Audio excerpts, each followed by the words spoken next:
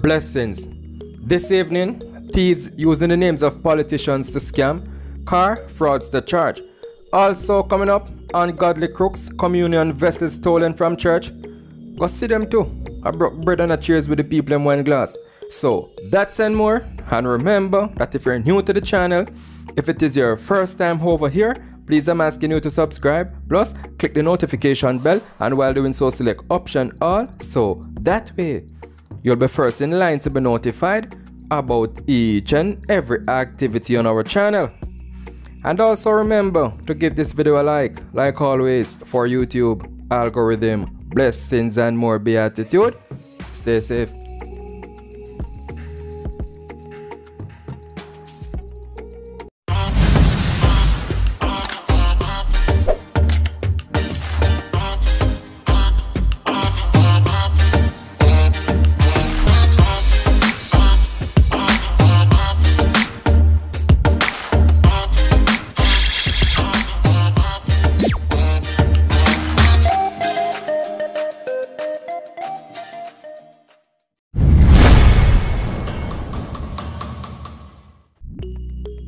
We're going to start off with the fraudster.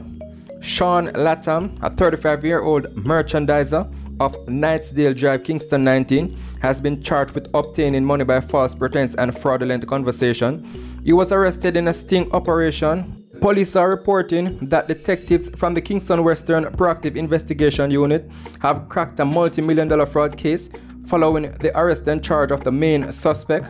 They say the development follows investigation into a motor vehicle auction scam where complainants have been fleeced of millions.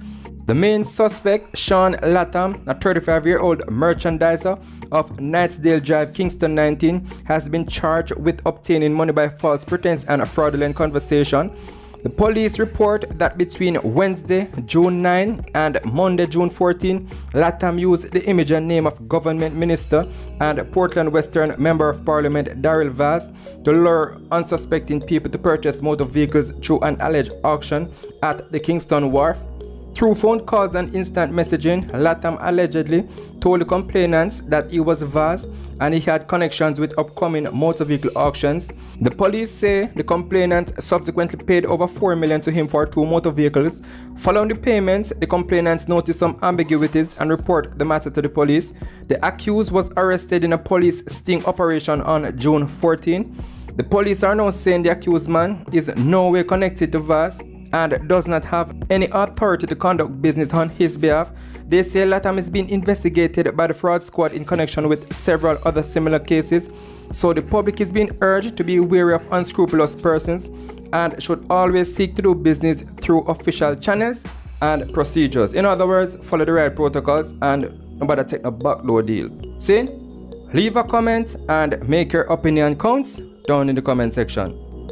Between Wednesday, June 9 and Monday, June 14, 35-year-old merchandiser Sean Latham managed to scam victims of $4 million, pretending to be Energy Minister Darrell Vaz. But how did he manage to do this? Latham reportedly used the image and name of the Western Portland Member of Parliament to lure unsuspecting people to purchase motor vehicles through an alleged auction at the Kingston Wharf. Through phone calls and instant messaging, Latham told the complainants that he was Darrell Vaz and he had connections for upcoming motor vehicle auctions. The complainants subsequently paid over $4 million to Latham for 2 motor vehicles. The victims, however, became suspicious after observing some ambiguities and reported the matter to the police. The report triggered a sting operation on June 14, where the accused was arrested. Latham, a resident of Knightsdale Drive, Kingston 19, was subsequently charged with obtaining money by false pretense and fraudulent conversion.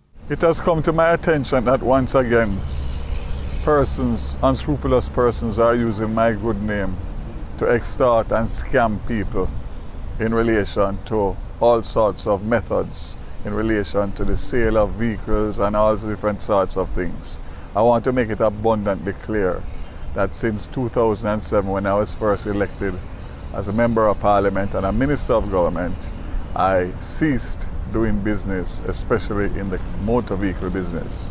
This is not the first time an incident such as this has happened to Foz. In 2013, a notice was sent out by the minister discrediting anyone in the public transport sector who've been claiming to be employed by him. Police are onto it, and I want to congratulate them for their swift work on this case. I understand that there's somebody already in custody and that they consider it to be a major ring of persons who are doing this. I have been targeted for many, many years, all of my political life, and I only hope and pray that one day it will stop, because it is becoming very tiring.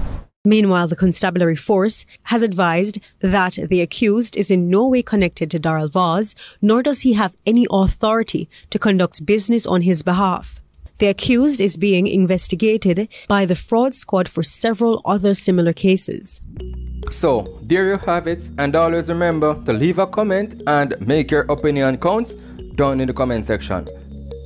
Now we are in Manchester, following a raid of the Goodness and Mercy Apostolic Temple in Bonita Crescent, Mandeville, Manchester, where criminals made off with items valued at approximately $500,000 over a 2-week period.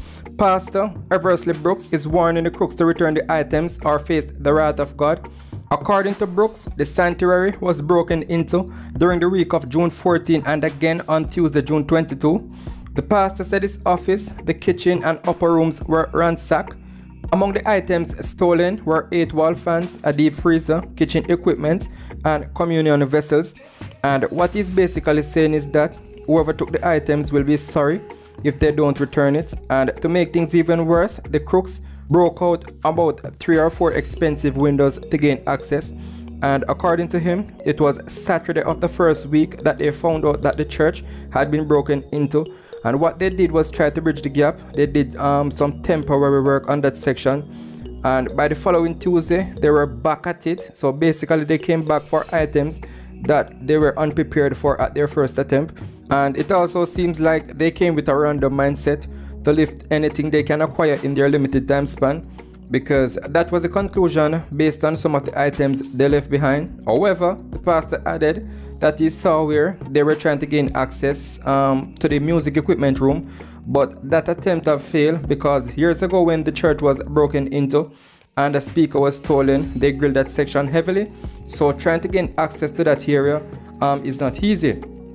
However, the pastor said criminals have broken into the sanctuary on 3 occasions since he started the church in 1993, and the deep freeze that they took is fairly new. It was actively playing its role in events like conventions, so basically it could have been very convenient for them. So the prayer warriors will be chanting, and whosoever took the items will be sorry in the nick of time if they don't return it. And obviously they are not going to return it because most likely somebody would have bought that already if they store them Whitefall whenever them pluck chicken, etc., because them get it cheap on a deal, discount price. But it's not a done deal because according to the preacher man, police have found fingerprints and are continuing their investigations into the matter. So this new breed of Nebuchadnezzars who went and stole the communion vessels, Nebuchadnezzar back then did the same thing when he and his concubine drank wine out of them, and according to the Bible we heard what happened to them. So if you won't stop being creepy in the night like Nicodemus invading people's property, well, soon and very soon you're going to meet the king or even your maker. Leave a comment and make your opinion count down in the comment section. And before I go, most importantly, remember that if you're new to the channel, if it is your first time over here, please I'm asking you to subscribe, plus click the notification bell, and while doing so select option all, so that way you'll be first in line to be notified about each and every activity on our channel. And also remember to give this video a like always, for YouTube algorithm blessings and more beatitude. Stay safe.